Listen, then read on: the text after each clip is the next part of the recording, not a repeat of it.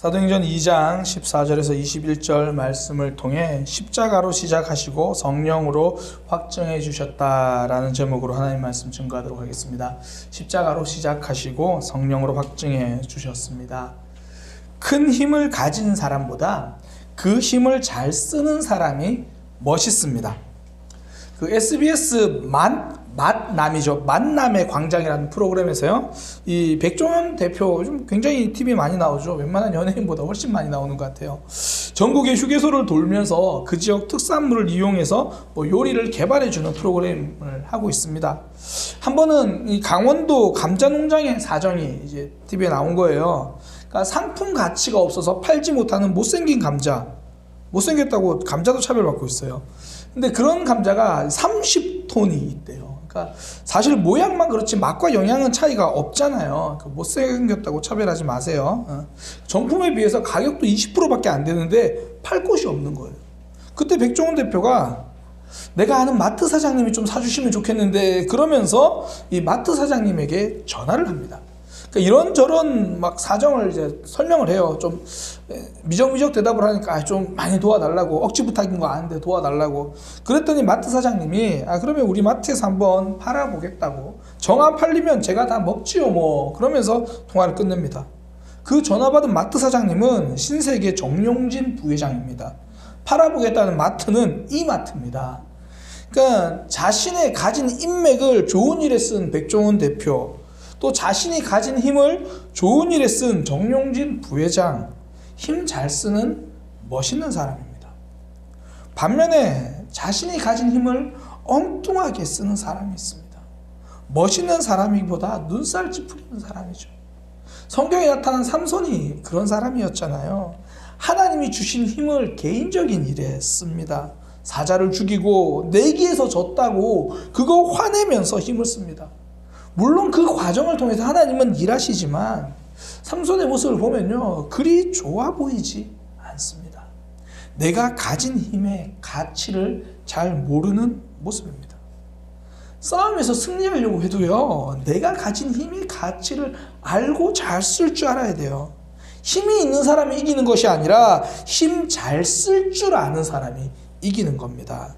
중국의 춘추전국 시대 그 중국 조나라에 연파라고 하는 장군이 있었습니다. 백전노장의 명장이거든요. 한 번은 이웃 나라가 총공격으로 조나라를 공격하니까 연파 장군이요, 굉장히 잘 막아냅니다. 신중하게 방어책을 세워가지고 일단 잘 버티기만 하자. 적은 원정군이니까 버티기만 하면 적은 물러가게 돼 있고 그때 추격해서 이기면 된다. 그러니까 상황을 승리로 만들어낼 줄 아는 장군이죠. 잘 막아내고 있었습니다. 근데 문제는 왕이에요. 이 조나라 효성왕이 싸우지 않고 방어만 하는 연파를 믿어주지 않는 거예요. 더욱이 이웃나라에서 도저히 연파 장군을 못 이기겠으니까 왕과 연파 장군 사이에 이간책을 했습니다. 그래서 결국 왕이요, 그렇게 잘 싸우던 연파 장군을 파직하고 경험 없는 다른 장군을 그 전쟁터로 보내요. 결국에 40만 명이 넘는 군인이 몰살당하는 대패를 당합니다. 조나라는 힘이 없어 패배한 것이 아닙니다. 연파 장군이란 그 힘, 그 가치를 몰라서 패배했습니다. 힘을 가지고도 제대로 쓸 줄 모르면 패배합니다. 오늘날 우리의 모습이 때로는 조나라 왕과 같은 모습일 수 있다는 겁니다. 성도가 내가 가진 힘을 잘 모르고 삶에서 영적인 싸움에서 판판이 무너지는 모습 보일 수 있다는 거죠. 하나님이 우리에게 주신 힘이 있거든요. 소통하는 힘과 구원입니다. 성도는요, 하나님과 소통할 수 있는 사람인데 하나님과 소통하지 않는 거예요. 하나님이 우리를 건져주신 그 구원의 역사가 있는데 그 하나님을 붙들 줄 모르는 거예요. 오늘 우리가 함께 읽은 본문 오순절 성령 사건을 보면요, 베드로 오순절 성령 사건 이후에 요엘서 말씀으로 설명해 주잖아요. 이 설명에서 말해주는 게 이 소통하고 구원이거든요. 하나님께서 우리의 삶에서 하나님과 소통하게 해주셨다. 우리의 삶을 구원해 주셨다. 무엇보다 이 소통과 구원이 시작된 곳 십자가잖아요. 오늘 우리가 종료주일로 지키고 이번 한 주간 고난주간으로 보낼 건데 그 예수님의 십자가, 이 예수님의 십자가를 통해서 우리는 하나님과 소통을 누리게 되었습니다. 예수님이 십자가를 지시고 돌아가신 그날 성소 휘장이 갈라집니다. 그래서 하나님 앞에 누구나 나아갈 수 있게 됐죠. 소통입니다. 무엇보다 십자가로 통해서 우리를 위하여 대신 죽으심으로 우리를 살려주셨습니다. 말 그대로 구원이죠. 우리가 하나님께 구원받은 거죠. 구원입니다. 이 소통과 구원, 이것이 성도가 가진 힘이거든요. 이것이 십자가에서 시작되었고요. 오늘 본문 성령 사건을 통해서 다시 한번 확증해 주시는 겁니다. 이 성도가 이게 힘이거든요. 소통과 구원. 세상은 모르는 성도의 힘입니다. 이 힘을 잘 알면요, 세상을 사는 것이 달라집니다. 신앙생활 멋있게 할 수 있습니다. 원래 힘을 얼마나 잘 사용하느냐, 여기서 승패가 갈려진 겁니다. 먼저는 소통하는 힘인데요. 성도가 가진 힘, 하나님과 소통입니다. 오순절 성령 사건에 대해서 베드로가 요엘 말씀으로 설명을 하잖아요. 그러면서 하는 말이 모두가 예언하게 될 것이다, 그렇게 이야기해요. 너도 나도 하나님의 뜻을 직접 듣게 되고, 그 말이거든요. 자녀들이 예언하고 젊은이들이 환상을 보고 노인들이 꿈을 꾼다, 이게 다 같은 말이에요. 예언, 환상, 꿈, 이게 다 하나님이 뜻을 알려주실 때 사용하는 방법이거든요. 그러니까 예언은 직접 하나님이 하실 말을 알려주신 거잖아요. 이게 예언이에요. 그러니까 나 혼자 그냥 내가 하고 싶은 얘기 막 하는 거, 그게 아니라는 거죠. 환상도 그래요. 에스겔, 다니엘 이런 선지자들에게 환상을 보여주십니다. 하나님의 뜻을 알려주기 위함이죠. 신기한 체험이 목적이 아니라는 거예요. 하나님이 뜻을 알려주기 위한 것이 환상입니다. 꿈도 그렇죠. 우리가 성경 보면서 알 수 있잖아요. 바로 왕이 꿈을 꾸고 야곱이 꿈을 꾸고 다니엘서에도 많은 꿈 이야기가 나오는데 하나님의 뜻이 무엇인가, 이거 알려주기 위함이거든요. 그러니까 아이들이나 젊은이들이나 노인들이나 모두 다 하나님의 뜻을 알게 된다. 하나님과 소통하게 된다, 그거죠. 그 뒤에 나오는 것도 남종과 여종이나 다 예언하게 될 거다, 같은 말이에요. 하나님을 믿는 누구나 하나님이 그들에게 하나님의 뜻을 알려주신다라는 겁니다. 누구에게나 알려주신다라는 말은 다른 말로 나에게도 알려주신다라는 이야기입니다. 기독교인들이 연초에 점을 보러 다니지 않는 이유는요, 근본적으로 우상 숭배를 안 하기 때문이기도 하지만, 다른 신이 없다라는 것 때문이기도 하지만, 다른 한편으로는요, 갈 필요가 없기 때문이에요.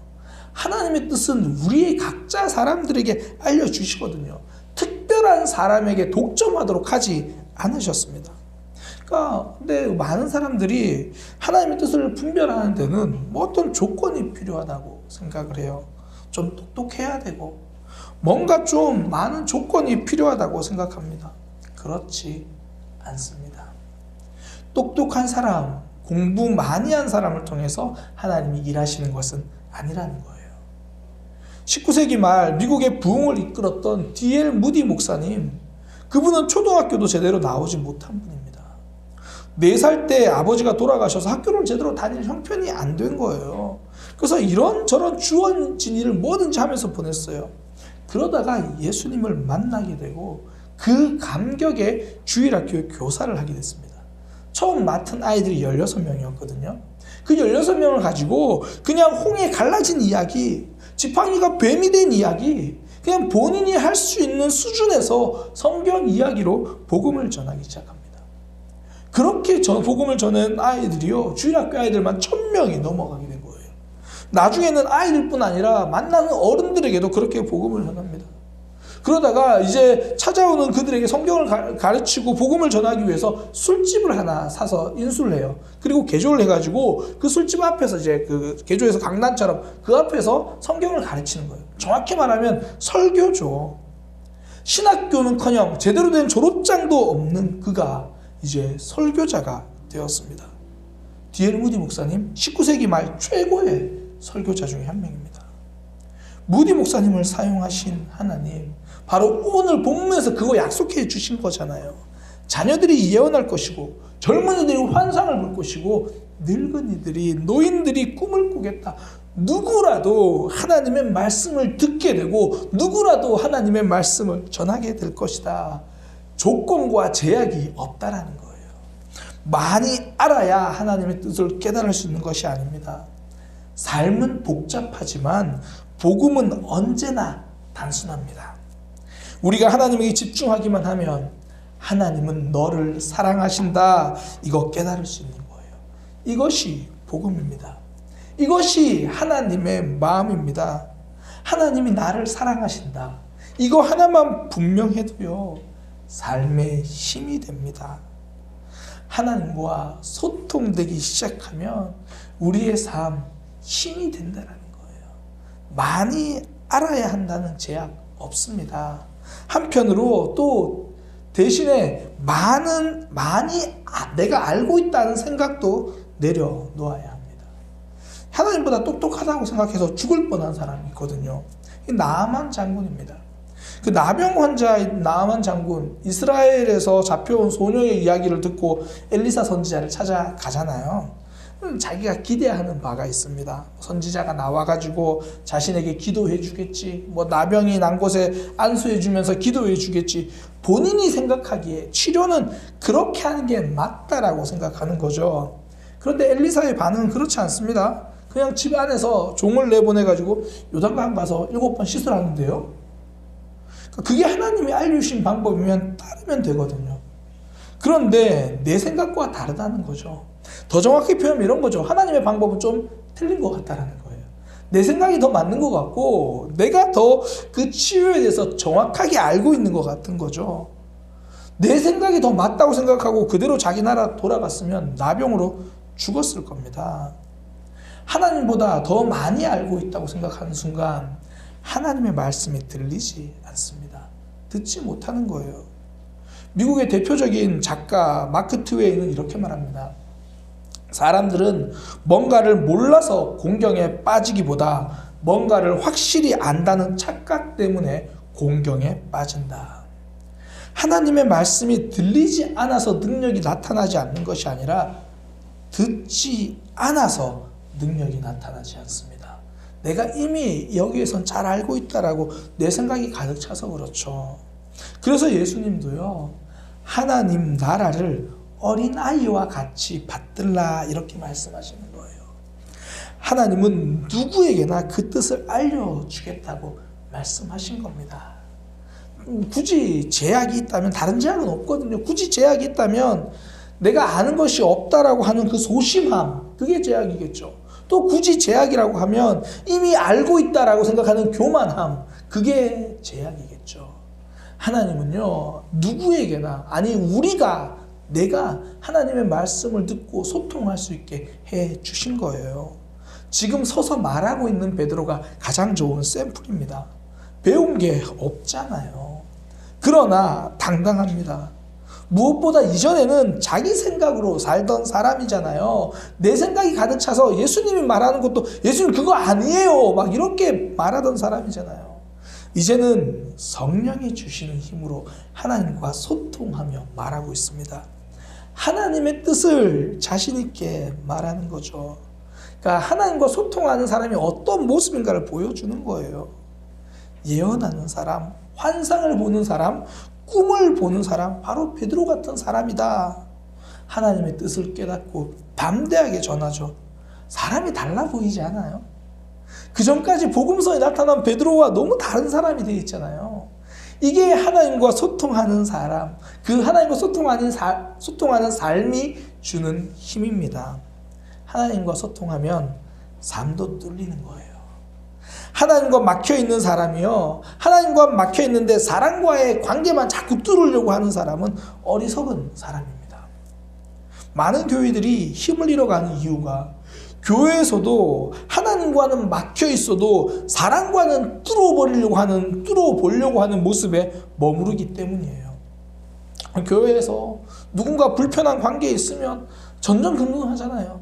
노심초사하잖아요. 그런 간절함이 하나님께 있어야 되는 거예요. 하나님과 막혀있는 관계 때문에 힘들어하고 하나님과 뚫리지 않은 관계 때문에 막 잠이 안 오고 어떡하지? 내가 이렇게 왜 하나님과 막혀있지? 이런 마음이 있어야 되는 거죠. 다윗이 밧세바를 범하고 나서 그랬거든요. 좋아하는 여인을 얻었습니다. 나라도 편안했어요. 그런데 그의 영혼은 편하지 않습니다. 시편 51편에 보면 그때 쓴 고백이잖아요. 10절에 하나님이여 내 속에 정한 마음을 창조하시고 내 안에 정직한 영을 새롭게 하소서. 나를 주님 앞에서 쫓아내지 마시고 주의 성령을 내게서 거두지 마옵소서. 내게 즐거움을 회복시켜 구원의 즐거움을 회복시켜 주시고 나에게 자원하는 심령을 주사 나를 붙들어 주소서. 하나님과 막히니까 다 막힌 기분이에요. 이 시편 내용 찬양으로 있잖아요. 정결한 마음 주시옵소서. 오 주님, 나를 주님 앞에서 멀리하지 마시고 주의 성령을 거두지 마옵소서.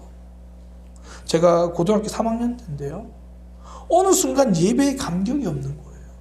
찬양을 해도 뜨겁지가 않은 거예요. 뭔가 신앙생활을 하는데 안개 속을 걸어가는 그런 기분이에요.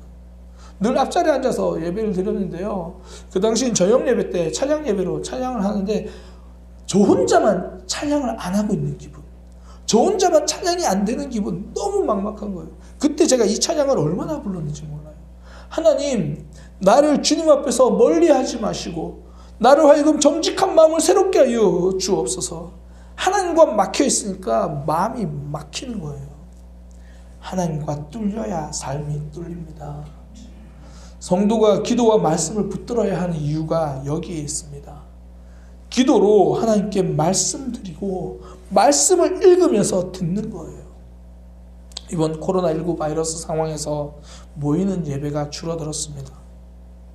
제가 성도들 건강만큼이나 염려되는 게 하나님과 소통하는 시간이에요.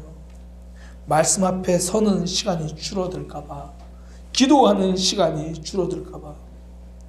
우리 삶에 왜 문제가 없습니까? 아픔이 왜 없습니까? 그런데 하나님과 뚫려 있으면 이길 힘이 생기는 거예요. 하나님이 나를 사랑하신다, 이 말씀만 선명하게 붙들고 있어도 힘이 되는 겁니다. 하나님과 뚫려야 삶도 뚫립니다. 이것이 성도의 힘이에요. 하나님과 소통하는 그 힘, 하나님과 소통하는 시간을 늘려가는 이번 한 주가 되시기를 소망합니다. 고난주간 보내면서 더 기도할 것입니다. 고난주간 보내면서 우리는 말씀을 읽으며 하나님과 소통하고 하나님과의 관계를 뚫어갈 것입니다. 이것이 성도가 세상을 이기는 힘입니다. 두 번째는 구원입니다.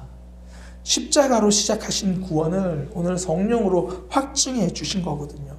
19절부터 보면 이런 이야기가 있어요. 땅의 징조, 피와 불과 연기, 해가 변하여 어두워지고 달이 변해서 피가 되고, 딱 들으면 어떤 느낌이 들어요? 무섭죠? 무서워요. 마지막 때에 환난, 어려움, 심판, 이런 걸 상징하는 이야기거든요. 신학자들은 이걸 한 두 가지로 이야기를 합니다. 실제로 이런 자연재해가 일어날 것이다. 혹은 이 정도로 많은 혼란이, 사회적 혼란이 찾아올 것이다. 이런 상황에서 주의 이름을 부르는 자는 구원을 받으리라, 그렇게 말씀해 주십니다. 자연재해든지 사회적 혼란이든지 한마디로 어려운 상황이잖아요. 그 속에서 하나님을 부르는 사람을 구원해 주신다라는 약속이죠. 건져 주신다는 약속입니다. 십자가를 지신 이유가 바로 이거잖아요. 우리를 죽음의 상황에서 건져 주신 것. 이게 영혼의 구원 맞습니다. 그러나 우리의 삶도 건져 주시고 우리의 삶도 구원해 주신다는 거거든요. 그가 찔림은 우리의 허물 때문이요, 그가 상함은 우리의 죄악 때문이라. 그가 징계를 받음으로 우리는 평화를 누리고 그가 채찍에 맞음으로 우리는 나음을 받았도다. 우리의 삶에서도 책임져 주시고 건져 주시겠다라는 거예요. 구원은요, 책임입니다. 하나님이 우리를 책임져 주시겠다는 거죠. 이것이 우리의 힘입니다. 이것이 성도의 힘입니다.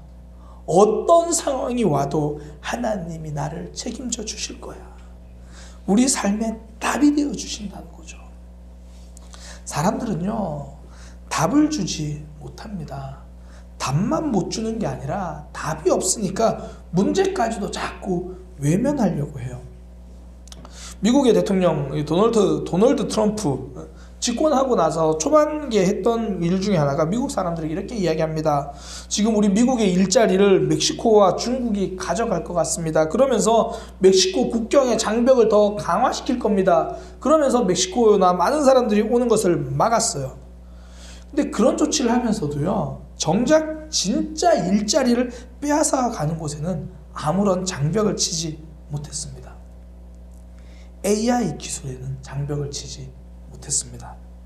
이제는 외국인 노동자가 일자리 빼앗아가는 시대는 지났거든요. 특히 미국은 더 그래요. 자동화 시스템이 일자리를 빼앗아가는 시기거든요. 근데 미국 대통령이 거기서는 한마디도 언급하지 않았습니다. 답이 없으니까요. 본인도 거기선 답을 내리지 못하니까 오히려 다른 곳에 눈 돌리게 하는 거죠. 답을 제시 못하면 그냥 침묵할 따름입니다. 그러나 성경에서는 왜 우리의 죄 문제를 이야기하고 죽음 문제를 이야기합니까? 거기에 답을 주시는 거거든요. 성경이 답을 주시는 거에 대해서 굉장히 유명한 비유가 하나 있죠. 그 물에 빠진 사람을 보고 지나가는 세 사람 이야기입니다. 첫 번째 사람은 책망하는 거예요. 아니 그래, 왜 물에 빠졌어? 조심 좀 하지. 평소에 바르게 좀 보고 다니고 조심했으면 그래 물에 안 빠질 것 아니야. 그러면서 지나가요. 두 번째 사람은 물에 빠진 사람 보고 이렇게 이야기합니다. 지금까지 지은 죄가 많아서 거기 빠졌나 보네. 그러면서 또 지나가는 거예요. 세 번째 사람은 물에 빠져있는 그 사람을 향하여 다시 자기도 물속에 들어갑니다. 그리고 건져내는 거예요. 첫 번째는 유교입니다. 두 번째는 불교고요. 세 번째가 기독교입니다.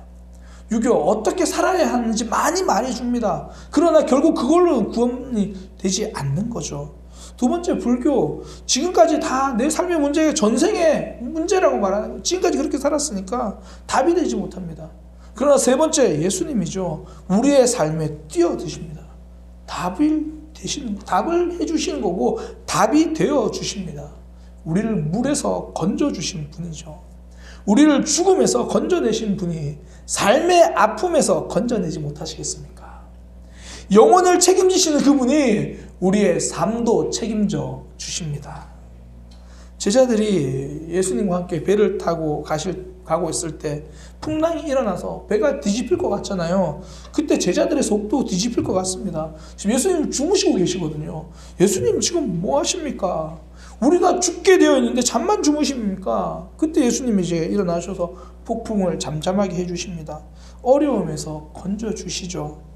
이 말씀은 이야기가 아니라 약속입니다. 우리가 폭풍을 만날 때 우리를 지켜주시겠다는 약속이고요. 그때 우리와 함께하고 계시니까, 예수님이 여전히 함께하고 계시니까 걱정하지 말라는 위로이고 격려입니다.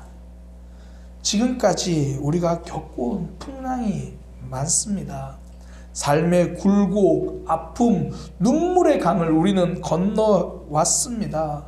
그때마다 예수님이 함께 하셨고요. 우리의 삶을 책임져 주셨고 건져 주셨습니다. 지금도 우리 앞에 폭풍이 기다리고 있습니다. 우리 앞에는 폭풍이지만 우리 곁에는 예수님이십니다. 십자가에서 목숨을 버리시며 우리를 살려주신 그분이 지금 우리와 함께하고 계십니다. 이것이 성도의 힘입니다. 세상을 이길 수 있는 힘입니다. 그러니 성도는 폭풍의 때에 예수님을 흔들어 깨우면 됩니다. 때로는 좀 원망 섞인 말로 섞어가면서 깨워도 됩니다. 믿음이 없다고 책망해 주실지라도 우리를 버려두시지는 않으시는 거예요. 책임져 주십니다. 우리의 삶, 때로는 내 모습에 절망하고 넘어질 때도 하나님은 책망하시기보다 책임져 주십니다. 주의 보좌로 나아갈 때에 어떻게 나가야 할까? 나를 구원한 주의 십자가를 믿으면서 간다라는 거예요. 주의 보좌로 나아갈 때에 나 여전히 부족하지만 나를 품으신 그 사랑을 믿으며 간다라는 거예요. 자격 없는 우리의 힘이 아니라 예수 그리스도의 보혈, 자격 없는 내 힘이 아니라 하나님의 사랑과 책임지심, 십자가의 보혈 완전하신 그 사랑을 힘입어서 주님 앞에 나아가는 겁니다. 하나님이 구원해 주셨다는 말 한마디로 우리를 책임져 주신다는 말입니다. 그러니 성도는 힘들 때마다 하나님의 그늘로 숨을 수 있습니다. 나의 연약함 때문에 마음이 아플 때마다 십자가 밑에 가서 울고 위로받을 수 있습니다. 나의 삶의 짐이 무거울 때 십자가 밑에다가 그 짐 내려놓고 하나님이 주시는 새 힘 얻을 수 있습니다. 우리를 구원해 주신 그분이 우리의 삶을 책임져 주시기 때문입니다. 이것이 성도의 힘입니다. 하나님과 뚫려 있어서 소통합니다. 하나님이 건져주셔서 구원받았습니다. 하나님이 주신 선물이고 힘입니다. 성도는 이 힘을 잘 사용할 줄 아는 사람입니다. 전 특별히 이 시간에 이 말씀을 통해서 한 가지 기도 제목을 좀 나누려고 합니다. 오늘날 한국 교회가 이 힘을 잃어버리고 있습니다. 하나님과 소통하는 것이 힘인데 한국 교회가 하나님과 단절되어 있습니다. 하나님께 구원받은 것이 힘인데 그 하나님께 구원받음보다 더 많은 것을 갖추어서 뭔가 내 삶을 이루려고 합니다. 하나님을 위해서라고 소리 높여 말하지만 내 욕심을 채우기에 바쁜 모습 보입니다. 밤에 옥상에 올라가 보면요, 십자가가 수없이 보입니다. 그런데 십자가 밑에 엎드려 하나님의 도우심을 구하는 이들은 너무나 적어졌습니다. 십자가 밑에 엎드리기보다 정치적인 힘을 이용하려고 하는 것이 요즘 한국 교회의 모습입니다. 하나님 앞에 무릎 꿇으려고 하기보다 권력과 부유함 앞에 무릎 꿇으려고 하는 것이 한국 교회의 모습입니다. 하나님, 우리 사랑의 교회는 하나님과 잘 소통하는 교회가 되게 하여 주옵소서. 우리 사랑의 교회는 십자가 앞에 엎드리는 교회가 되게 하여 주옵소서. 하나님, 한국 교회를 붙들어 주옵소서.